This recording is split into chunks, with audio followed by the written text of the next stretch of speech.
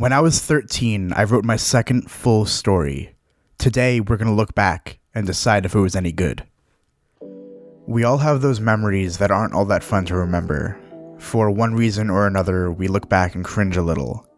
Not because the memory was bad when you made it, but because looking back, you have a different perspective. There can still be good found in those moments, fond memories of smiles and excitement and ingenuity. But still, it was so long ago. And you can't even begin to think why you ever thought that was a good idea. When I was really young, I loved to quote movies and TV shows or just things I had heard somewhere. I would quote Sheen from Jimmy Neutron or a line from an action movie I'd never actually seen but heard the line somewhere else. One time I walked into kindergarten or first grade and said, "Have no fear, Matt is here."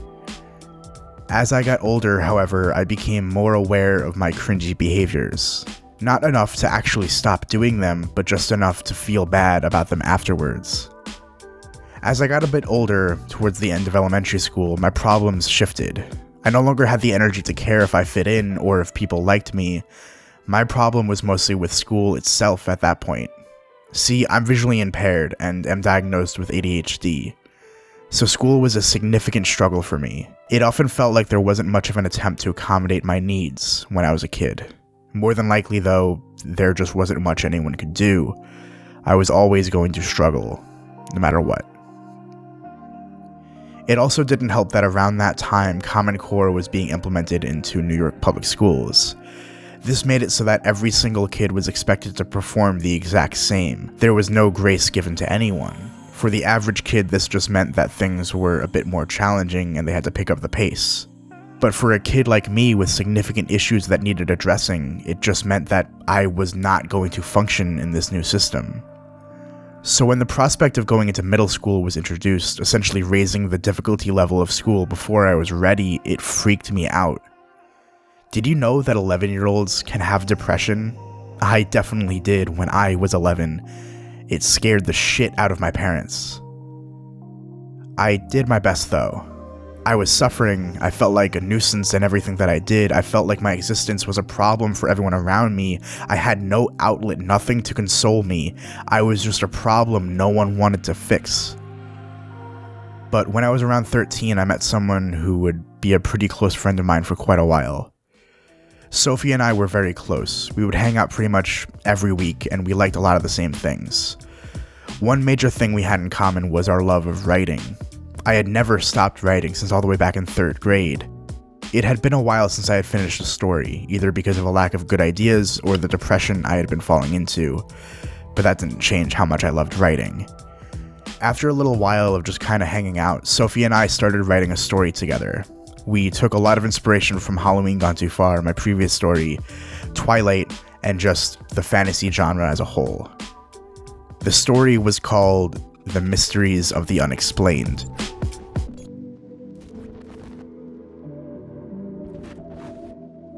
So, the thing is, I don't think we cared how cringy the title was, or how bad the story ended up being. We were just happy to be making something. Did we think we were writing the best thing ever at the time? Yes.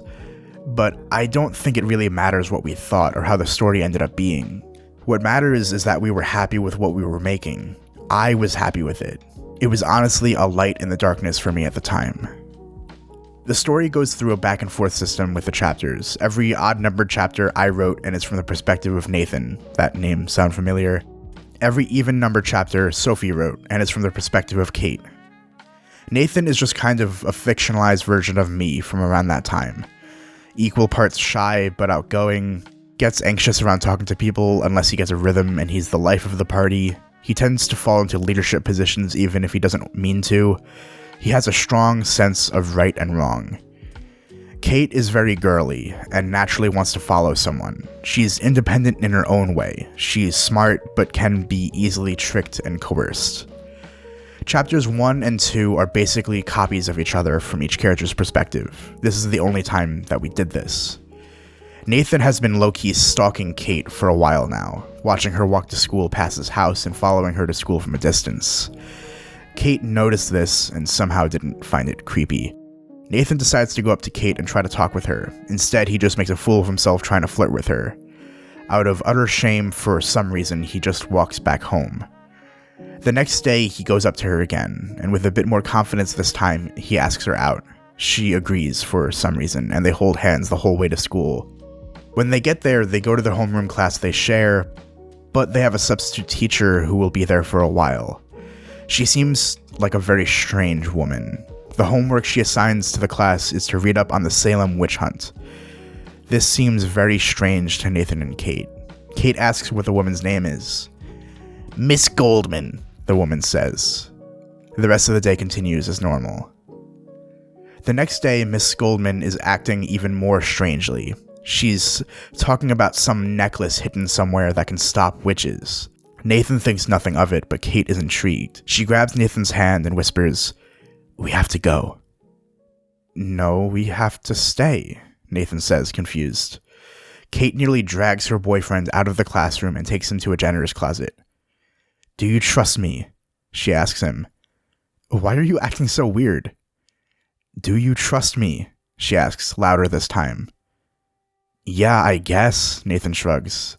Kate sighs, figuring that's the best she's gonna get. "We have to find that necklace." After school that day, the couple go searching for the necklace, scouring the neighborhood, digging holes everywhere. By some miracle or plot convenience, they find the necklace within a few hours. Kate grabs the necklace before Nathan can and puts it on. She has this evil grin that creeps across her face. Nathan, concerned, takes the necklace from her and puts it on himself. Suddenly, he isn't in control of his body anymore. He just starts mindlessly walking to the school. Kate then tries to stop him, but he turns to her, waves his hand, and she collapses to the floor. Nathan realizes what just happened. Mrs. Goldman is a witch. She knew they were going to go searching for the necklace. It was a trap. Kate wakes up and manages to get the necklace back. They make their way back to the school to confront the witch. "You're a witch!" Nathan yells, pointing his finger at the witch. Kate stands beside him for backup. "So," Miss Goldman says, "it's not like anyone will believe you." The witch waves a hand at Kate. "Not even your stupid girlfriend will." Kate's face goes blank. "Who are you?" she asks. Nathan's stomach drops. This evil witch erased Kate's memories. Kate mindlessly walks into the hallway, trying to grasp what's happening. Nathan follows her out. He grabs the necklace from her and looks at it. He takes a deep breath, fortifying his mind, and puts it on. He fights the witch in his mind, trying his damnedest to not let her control him. Finally, he breaks free from her spell and feels the power the necklace grants become totally his. He focuses on Kate, all they've been through together for the last 24 hours, and waves his hand at her. She gasps, looks at Nathan, and kisses him. I had not had my first kiss yet when I had written this, so I just kind of guessed what it would be like. They both walk back into the classroom, hand in hand, Nathan wielding the power of the necklace. "How did you do that?" the witch asks, cowering in fear. "Love," Nathan says. "You don't mess with love, especially not 24-hour-long fictional teenager love." "No!" the witch screams, knowing she'd been bested. She flies away on her broomstick, or whatever. Nathan and Kate continue to go out with no incident for several months. They agree to let Kate hold onto the necklace, but one day a new kid shows up in school. Miles Goldman, the witch's son. Miles is in the same homeroom as Nathan and Kate and is messing with their usual teacher, Miss Vega. One morning, he waves his hand during a lecture and Miss Vega starts rambling about the Salem witch trials. Kate and Nathan sigh, having heard this song before. They try their best not to cause any trouble with Miles, though, wanting things to just stay normal. But Miles starts being very flirty with Kate.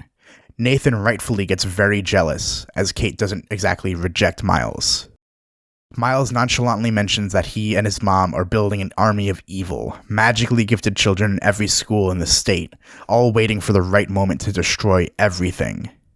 The day goes on, and Nathan walks into a class the three of them share, seeing Miles kissing Kate. Kate is reciprocating. Nathan blows up, shouting at the two of them, yelling at Kate. He storms out of the classroom and out of the school. Miles takes Kate to the woods. being all romantic and charming and shit. Kate keeps falling for it. He even sweeps her off her feet. Literally. He literally carries her down a trail in the woods. She's absolutely entranced, completely ignoring how evil the boy is. Nathan, on the other hand, won't let heartbreak stop him. He rounds up as many kids from his school as possible and calls Kate's phone. "Tell your boyfriend that I have an army too," he tells her. Miles takes the phone from Kate. "Listen, Nate. You don't want to mess with me." "Mess with you?" Nathan asks incredulously. "You messed with me the moment you stole my girl and made her join your stupid army of evil. You're a new kid in this world. You've only been here for a few days. I've been here for 13 years. I have more connections than you, and I managed to outsmart your dim-wit mother so I can outsmart you too." "You're right," Miles said. "You did outsmart my mom, but there's something my mom and I have in common. We both know what you care about." Nathan hears Kate shriek in the background. "Kate! Don't hurt her!" Miles breaks the phone and shatters Nathan's heart.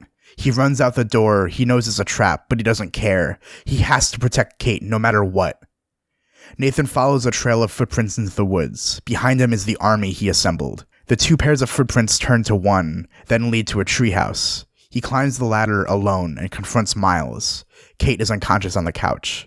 "Give her to me," Nathan says. "Why do you even want her? She cheated on you." "Because you have her under some kind of spell, don't you?" "No, buddy. This was all her. She wanted this. She never loved you. You're just getting in the way." Nathan, with all the rage he'd ever felt in his entire life, turns around to face his army. "This monster stole my girlfriend. He stole the only power we have against monsters like him, the necklace Kate's wearing. He plans to destroy all of us. We can't just let that happen. Come with me and get the necklace." Miles couldn't knock out enough of Nathan's army fast enough, and they overpowered him. They got the necklace, but after that, they're in a standoff. Kate wakes up, confused. "Nathan?" she asks. "Are you there?" "Yeah, I'm here." "Why? I thought you were all snuggly with Mr. Evil over there." "What? Why would I ever be? I love you." Miles turns bright red. "You brainwashed her, didn't you?" Nathan asks him. "Shut up," Miles says. "It doesn't matter, though. I could still defeat you." "You couldn't even defeat a bunch of normal 8th graders. What makes you think you could defeat me with the necklace?" Nathan asks confidently. "My powers are far beyond the reach of that necklace," Miles says. He goes on to say that the only way to become as strong as him, Nathan would need to use the necklace to summon spirits, but they will give him dangerous trials before they'll help him. He'd probably just die trying. Kate and Nathan leave, not believing a word Miles said. For some reason, Kate isn't completely sure Miles was lying, so she grabs the necklace from Nathan and tries to summon a spirit. To their surprise, one appears and asks, "You both wish to defeat Miles Goldman, yes?" The couple both nod. "And in doing so, you both wish to be alive when it's all over?" They nod again. "Then you must separate." "You mean break up?" Kate asks. "If that is the way you wish to put it, yes." "But," they both said in unison, "If you wish to stay safe, Kate must go back to Miles. Make him believe you still love him. Nathan, you must go on a quest, alone. I will help you." "But," they both say again, dumbfounded. "Enough of this. It must be so." It waves its ghostly hand at Kate, and she disappears. Kate goes back to Miles, and he's easily fooled. "Kate!" Nathan cries. "Now that she is taken care of, let us discuss your quest. You have powers unknown to you, child. We must teach you how to use them." Later, Nathan is trying to find these powers unknown to him. He's waving his hands at things, trying to get things to happen as if he were wearing the necklace. He waves his hand at a leaf, and it rises up from the ground, unaffected by any wind. He gasps and summons the spirit. "How did I get these powers?" he asks. "You are a descendant of the Goldman family." "What?" Nathan asks. "Does Miles know about this?" "He does not. This is why you and Kate had to go your separate ways. Miles can use Kate to spy. She's susceptible to his magic, but you aren't. Keeping you separate is the only way to keep this secret. Now, to start your training. Nathan trains for what feels like forever, while Kate pretends to be Miles' sweetheart. The only problem, she's starting to really fall for him. Not because of who he is, but because he's just someone to love her. She nearly forgets about Nathan. After quite some time, Nathan is ready to face Miles. He can even fly now. Nathan flies to Miles' treehouse to fight him. He wears a hood over his head to look cool, or whatever. He's about to say something to Miles when Miles waves his hand at the intruder, who falls down, lifeless. "Be a doll and go check who that was," Miles says. Kate goes over to the corpse to see that it was Nathan, his eyes wide and lifeless. Nathan is buried in the cemetery in town. Nobody could figure out how he died, but Kate and Miles knew. Kate never got over it, how nonchalantly and quickly Nathan had died. She never got over the fact that he died at all. Miles started letting his guard down, knowing there was nobody left to really hurt him. But Kate started hatching a plan. She still had the necklace. So she summoned a spirit in secret and asked it for a necromancy spell. It obliged, and Kate went to Nathan's grave. With great effort, she performed the spell over her ex-boyfriend's grave, but nothing happened. She started walking away glumly, knowing that the old life she had was over, that Nathan was gone. But then she heard something muffled coming from his grave. The dirt by his headstone shifted ever so slightly. Shocked, she started digging. Digging like how this whole mess started, digging up the necklace. Now she's digging up the reanimated remains of her first love. She opens the coffin and sees a surprisingly well-preserved Nathan staring up at her, wild-eyed, breathing. He's alive. She helps him out of the now empty grave, and they go on their way. But Miles shows up, ready to kill Nathan again. Kate and Nathan, using their combined magic, fight Miles. Nathan gets up close to him, pulls a knife from his pocket, and stabs Miles. "You use words and manipulation and magic to fight," Nathan says. "But I already told you. You're the new kid in this world. In this world, we fight dirty." He twists the knife, and Miles dies. They put Miles in Nathan's coffin and use their magic to change the engraving. Nathan and Kate live happily ever after, having committed homicide. The end. This story was interesting. In a weird way, it was both better and worse than Halloween Gone Too Far. I think it's a bit more interesting overall and has much more of a complex plot, but I think the main problem with it is that things just kind of happen, and there's a lot of unclear and nonsensical and non-existent character motivations. Why did Miles tell Nathan about the spirits? Why was the spirit wrong about Nathan training to fight Miles? Why was the whole thing kind of wholesome up until the end when Nathan just shanks Miles? Honestly, the whole thing is just a testament to where I was at the time. Things felt like they were just happening to me. Bad things. Things that never seemed to work out the way I wanted them to, in school or just in general. I guess I had used this story as a way to express that frustration, but to also just have fun writing something. I thank Sophie for giving me that space. I hope it was fun for her too. We did write a sequel. Sophie was obsessed with spy movies at the time, so Kate and Nathan became spies for some reason. It wasn't as good. Sorry, Soph. I don't know. I cringed my whole way through writing this behemoth of a script, and now I'm cringing reading it. But that's kind of a good thing, because it means that I've grown as a person since then. As a writer, it means that the struggles I had at the time don't seem as bad to me now. I don't have to live in the memory of those things. I can choose to live in the memory of the good things, in the memory of this story. I honestly love it now. I think it's an improvement over the last one. Focus on improvement. Focus on the happy moments. Don't focus so much on the cringe or the darkness or the sadness. Remember the good moments, the positives that came from those times. Why do you think people listen to emo music as adults? Do you think it's because they're sad now?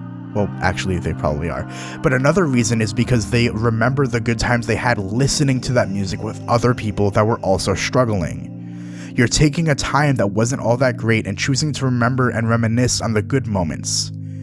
I think we should all do that a lot more. Did Sophie and I write a shitty story with a ridiculous back and forth plot? Yes. But when you think about it, we were just two little authors that could. And I think that's enough.